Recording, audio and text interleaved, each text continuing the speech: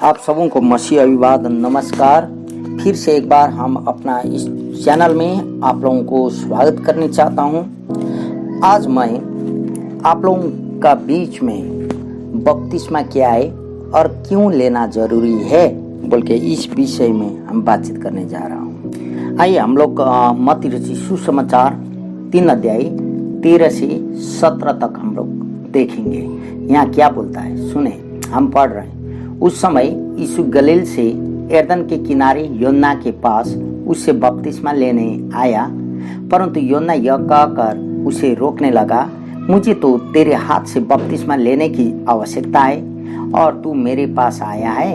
इसने उसको उत्तर दिया, अब तो ऐसा ही होने दे, क्योंकि हमें इसी रीति से सब धार्मिकता को पूरा करना उचित है।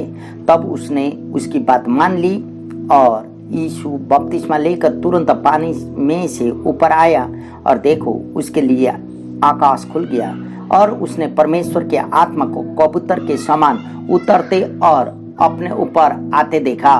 और देखो यह आकाशवाणी हुई, यह मेरा प्रिय पुत्र है जिससे मैं अत्यंत प्रसन्न हूँ। हालेलुया। मेरे प्रियो, वचन पढ़ाए और सुनाए प्रति प्रभु आप और मुझे आशीष दे। यहाँ परमेश्वर का वचन यही बोलता है कि यीशु बपतिस्मा लेने आया योना के पास। योना मना कर रहा है, योना बोल रहा है कि मुझे तो तुझसे बपतिस्मा लेना है, का है तू मेरे उससे बपतिस्मा लेने आता है। लेकिन यीशु कहते हैं अभी ऐसा ही होने दे, अभी ये आज्ञा को ऐसा ही पालन करने दे। यहाँ बोलता कि क्या बोलता सुने, मुझे तो तेरे हाथ से बपतिस्मा लेने की आवश्यकता है और तू मेरे पास आए। बोलने से यीशु क्या उत्तर देते, अब तो ऐसा ही होने दे, क्योंकि हमें इसी रीति से सब धार्मिकता को पूरा करना उचित है। सब धार्मिकता को पूरा करना उचित है बोलता। दूसरा जगह बोलता आज्ञाओं को पालन करने के लिए। और मेरे प्रियो, यीशु ने एक नमूना बना। यीशु एक नमूना बना। यीशु ने क्या किया, यीशु स्वयं एक नमूना बना और यीशु ने योना से बपतिस्मा लिया। और यहाँ बोलता जैसे ही बपतिस्मा लेके वो ऊपर आया, यहाँ देखिए, और यीशु बपतिस्मा लेकर तुरंत पानी में से ऊपर आया। इसका मतलब इमोशन, डुबकी बपतिस्मा लिया और देखो उसके लिए आकाश खुल गई। मेरे प्रिय, उससे आगे ऐसा नहीं हुआ था। तब बपतिस्मा के बाद आशीष का झड़ी खुल गया है। मेरा प्रियो, यहाँ आशीष का झड़ी का मतलब भविष्यवाणी हुआ, यो मेरा प्रिय पुत्र है। वही आज यीशु नमूना बने, आप और मेरे लिए एग्जाम्पल बने। तो आज आप और मुझे भी यही धार्मिकता को पूरा करने के लिए बपतिस्मा लेना होगा। मैं फिर एक बार बोलता हूँ, बपतिस्मा धर्म परिवर्तन के लिए लेना नहीं है। बपतिस्मा लेने से उद्धार नहीं मिलता है, लेकिन बपतिस्मा है धार्मिकता को पूरा करना। हालेलुया। आइए मत्ती की पुस्तक 10वां अध्याय 32 से हम लोग पढ़ेंगे 39 तक।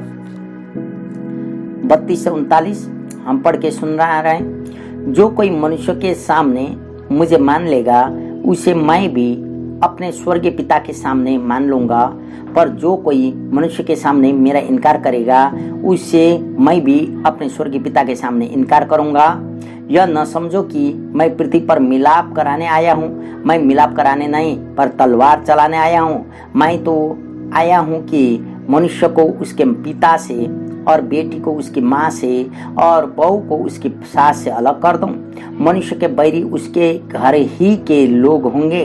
जो माता या पिता को मुझसे अधिक प्रिय जानता है वह मेरे योग्य नहीं, और जो बेटा या बेटी को मुझसे अधिक प्रिय जानता है वह मेरे योग्य नहीं। और जो अपना क्रूस लेकर मेरे पीछे न हो चले वह मेरे योग्य नहीं। जो अपने प्राण बचाता है वह उसे खोएगा, और जो मेरे कारण अपना प्राण खोता है वह उसे पाएगा। हालेलुया। मेरे प्रियो, यहाँ परमेश्वर का वचन आप और हम ने जो सुने, यहाँ बोलता मनुष्यों का आगे सामने मुझे इनकार करने वालों को पिता के सामने मैं इनकार करता हूँ बोलता है। इसका मतलब बपतिस्मा लेना एक स्वीकारोक्ति है। बपतिस्मा एक गवाह है। सुनिएगा, एक गवाही भी गवाह बनना है। और फिर यहाँ बोलता कि बपतिस्मा द्वारा उद्धार पाने की बात नहीं है। बपतिस्मा के द्वारा यहाँ हर एक चीज शांति होगा, ऐसा मेल मिला, ऐसा बात नहीं है। यहाँ तो बोलता कि मुझसे ज्यादा प्रिय माता पिता भाई बहन, यहाँ थोड़ा मिसअंडरस्टूड हुआ है इसका बारे में। ई वचन में लोग यहाँ बोलते हैं ये कि माता पिता भाई बहन अपना पति पत्नी छोड़ के निकलना है यीशु के खातिर, यह नहीं है मेरे प्रिय। प्रभु से प्रिय नहीं जानना है। कई लोगों को जल का दीक्षा या बपतिस्मा लेने के लिए अपना पति पत्नी बेटा बेटी सास बहू बहुत सारी बाधक बनता है, यही चीजों को बोलता है। प्रभु के लिए कोई चीज बाधक बनना नहीं चाहिए मेरे प्रियो। और इसलिए तो यहाँ बोलता 38वां पद, जो अपना क्रूस उठा के लेकर मेरे पीछे ना चले वह मेरा योग्य नहीं। मेरा प्रियो, प्रभु का क्रूस लेने का मतलब ये छोटा क्रूस बना के लेके चलने का नहीं है। प्रभु का क्रूस लेके चलना का मतलब प्रभु के खातिर सहने वाले दुख कष्ट बहुत सारी चीची दूर दूर गिल्ला आप और मेरे जीवन में आएगी, ये चीजों को सहने की बात कर रहे। जो यीशु के खातिर आप और मुझे बेइज्जत सहना पड़ता है, ये सहने की बात हो रही है, वो है क्रूस। प्रभु के खातिर आप और मेरे जीवन में आए हुए दुख कष्ट, यही है क्रूस। तो यहाँ बोलता अपने प्राण घुमाने वाले अपना प्राण पाएगा, अपना प्राण बचाने वाले अपना प्राण को घुमाएगा बोलता है मेरे प्रिय। इसलिए एक गवाह ही बनना है बपतिस्मा लेना। रोमी का पुस्तक फिर क्या बोलता है, रोमी 10 अध्याय 9वां पद, रोमी का पुस्तक 10वां अध्याय हम पढ़ेंगे। रोमी का पुस्तक 10 अध्याय यहाँ क्या बोलता है सुनिएगा। 10:9 पद यहाँ बोलता है सुनिएगा कि यदि तू अपने मुंह से यीशु को प्रभु जानकर अंगीकार करे और अपने मन में विश्वास करे कि परमेश्वर ने उसे मरे हुए में से जिलाया तो तू निश्चय उद्धार पाएगा। हालेलुया। मेरे प्रिय, यहाँ तो यह नहीं बोलता कि तू बपतिस्मा लेगा तो तू उद्धार पाएगा। यहाँ बोलता दिल से विश्वास करे और मुख से अंगीकार करे तो तू उद्धार पाएगा। इसका मतलब बपतिस्मा उद्धार पाना भी नहीं है। बपतिस्मा एक आज्ञा को पालन करना है। उद्धार तो तभी मिला जब हम लोग एक पापी के रूप में प्रभु यीशु के चरण में आते हैं और बोलते हैं प्रभु यीशु मुझ पापी के ऊपर में तू दया कर। मेरा हृदय का मालिक और स्वामी और मुक्तिदाता प्रभु यीशु आपको मैं स्वीकारने चाहता हूँ बोलने से ही हमारा उद्धार हो चुका है, हमारा पाप क्षमा हो चुका है। अब बपतिस्मा लेना उद्धार पाने के लिए नहीं, पाप क्षमा पाने के लिए नहीं, कलीसिया का मेंबर बनने के लिए भी नहीं। बपतिस्मा एक आज्ञा को पालन करने के लिए हम लोग ले रहे हैं मेरे प्रियो। फिर ये मत्ती का पुस्तक 28वां अध्याय में हम लोग थोड़ा पढ़ेंगे। मत्ती 28, 18, 19, 20, 28 का 18 से 20 तक हम लोग पढ़ेंगे। सुनिए, फिर हम पढ़ के सुनाए। मत्ती 28 का 18 से 20 तक यहाँ क्या लिखा है सुने। इसने उनके पास आकर कहा, चेलों के पास, स्वर्ग और पृथ्वी का सारा अधिकार मुझे दिया गया है, इसलिए तुम जाओ सब जातियों के लोगों को चेला बनाओ और उन्हें पिता और पुत्र और पवित्र आत्मा के नाम से बपतिस्मा दो और उन्हें सब बातें जो मैंने तुम्हें आज्ञा दी है मानना सिखाओ और देखो मैं जगत के अंत तक सदा तुम्हारे साथ हूँ। हालेलुया। यहाँ तो बोलता स्वर्ग पृथ्वी का सारा अधिकार मुझे दिया गया, मैं आज तुम्हें देता हूँ। और यहाँ बोलता इसलिए तो तुम लोग जाओ सारे जाति के लोगों को चेला बनाओ। मेरे प्रिय, यहाँ ईसाई बनाओ नहीं बोलता, क्रिश्चियन बनाओ नहीं बोलता, यहाँ नहीं बोलता कि तुम लोग कलीसिया का मेंबर बनाओ, विश्वासी बनाओ भी नहीं बोलता। यहाँ तब बोलता कि उन्हें चेला बनाओ। आज आप और मेरा कर्तव्य है लोगों को चेला बनाना है। यहाँ बोलता कि हर एक जाति का लोगों को चेला बनाओ और उन्हें पिता पुत्र और पवित्र आत्मा के नाम बपतिस्मा दो। हालेलुया। चेला बनाना होगा और चेला को बपतिस्मा देना होगा और वही बात मानना सिखाना होगा जो कुछ प्रभु यीशु ने कहा। इसलिए बपतिस्मा हम लोग लेते हैं क्योंकि यीशु प्रभु स्वयं उदाहरण बनाए। हालेलुया।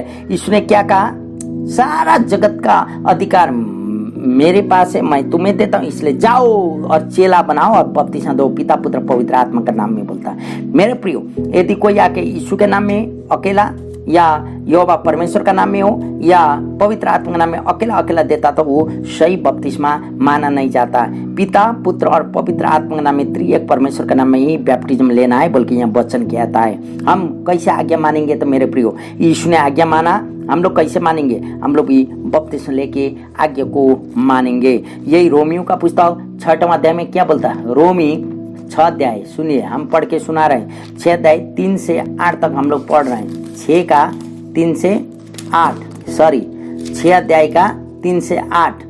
क्या तुम नहीं जानते कि हम सब जिन्होंने मसीह यीशु का बपतिस्मा लिया उसकी मृत्यु का बपतिस्मा लिया, अतः उस मृत्यु का बपतिस्मा पाने से हम उसके साथ गाड़े गए, ताकि जैसे मसीह पिता की महिमा के द्वारा मरे हुए से जिलाया गया, वैसे ही हम भी नए जीवन की इसी चाल चलें। क्योंकि यदि हम उसकी मृत्यु की समानता में उसके साथ जुड़ गए हैं तो उसके निश्चय उसके जी उठने की समानता में भी जुड़ जाएंगे।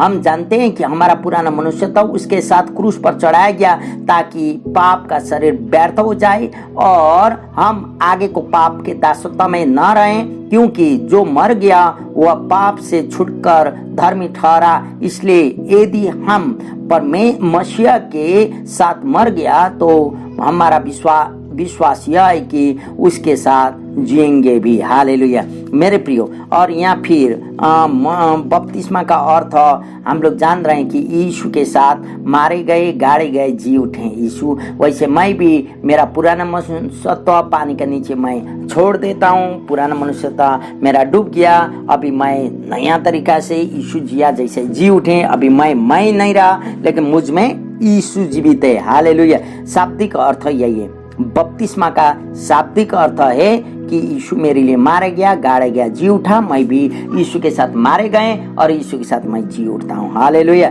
यही है शाब्दिक अर्थ। और क्या आप इस आज्ञा को मानने के लिए तैयार हैं मेरे प्रियो?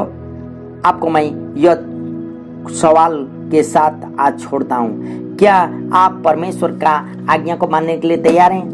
आज मालूम चला बपतिस्मा कोई चर्च का मेंबरशिप बनना नहीं, आज मालूम चला बपतिस्मा उद्धार पाने के लिए लेना नहीं, लेकिन बपतिस्मा तो एक आज्ञा पालन करना है। क्योंकि यीशु स्वयं बपतिस्मा लिया है तो हम भी बपतिस्मा लेंगे। और बपतिस्मा हम यहाँ नहीं चाहते कि कई प्रकार का होते हैं बोल के नहीं बोलने चाहता हूँ। बपतिस्मा डुबकी बपतिस्मा, पिता पुत्र पवित्र आत्मा का नाम में बपतिस्मा होगा। कोई चाल बपतिस्मा देते होंगे ऑर्गेनाइजेशन में, कोई छिड़काव का होगा, कोई क्या होगा हम नहीं जानते हैं। लेकिन हम लोग जो प्रैक्टिस करते हैं, बाइबल जो प्रश्न बताती है, मत्ती रची सुसमाचार 28वें अध्याय में, जाओ अब चेला बनाओ और लोगों को पिता पुत्र और पवित्र आत्मा का नाम में बपतिस्मा दो। मेरे प्रिय, यदि आप भी परमेश्वर का आज्ञा को पालन करना है तो बपतिस्मा लेना जरूरी है। आज मैं फिर से एक बार यही सवाल रखता हूँ, क्या आप तैयार हैं बपतिस्मा लेने के लिए? हाँ जी, तो नजीका अपना पास्टर के साथ बातचीत कीजिए और आगे बढ़िए और आपका जीवन में परमेश्वर का आज्ञा को पालन कीजिए, ताकि परमेश्वर का आशीषों से आशीषित बनिए। मेरा प्रभु आपको आशीष करे, महिमा आपके जीवन से हो। आमीन। प्रभु अनुग्रह करते रहे। जय मसीह।